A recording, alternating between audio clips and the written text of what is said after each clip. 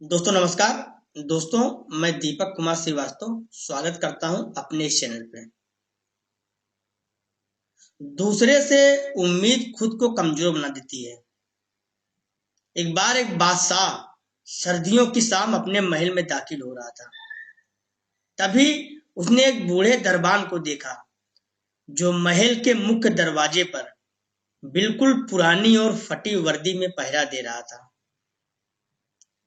बादशाह ने उस बूढ़े दरबान के करीब आकर अपनी सवारी को रुकवाया और उससे पूछा, सर्दी नहीं लग रही है तुम्हें? इन फटे हुए कपड़ों में कैसे तुम रात गुजारते हो?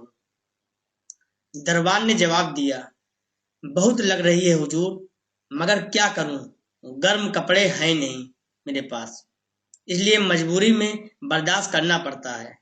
कोई चारा भी नहीं है और ड्यूटी तो करनी ही है, नहीं तो गुजारा कैसे होगा।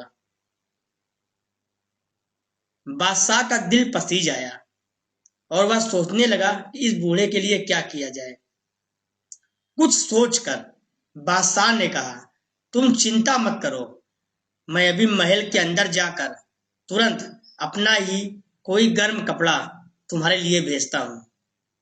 तुम बस थोड़ी देर और इंतजार करो। दरबान ने बहुत खुश होकर बादशाह को दिल से सलाम किया, साथ ही उसके प्रति अपनी कृतज्ञता और वफादारी का भी इजहार किया।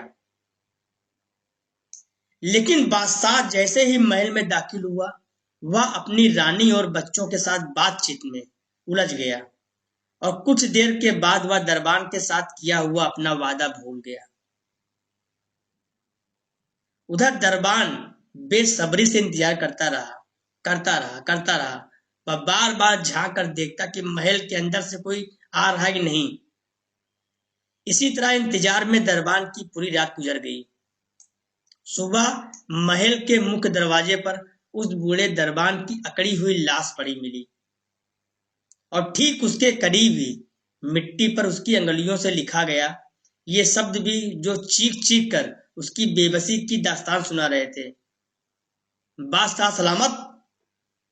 मैं कई सालों से लगातार सर्दियों में इसी फटी वर्दी में दरबानी कर रहा था, लेकिन मुझे कोई खास परेशानी नहीं हो रही थी, मगर कल रात सिर्फ आपके एक गर्म लिबास के वादे ने मेरी जान निकाल दी।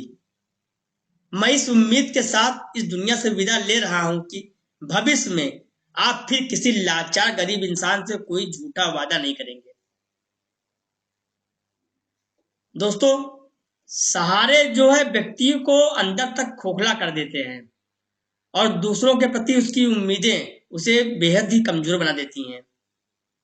इसलिए हम सब सिर्फ अपनी ताकत और अपनी सामर्थ्य के बल पर जीना शुरू करें और खुद की सहन शक्ति, खुद की खूबी पर भरोसा करना सीखें, क्योंकि हमारा हमसे अच्छा साथी, दोस्त, गुरु और हमदर्द इस दुनिया में शायद और कोई नहीं हो सकता।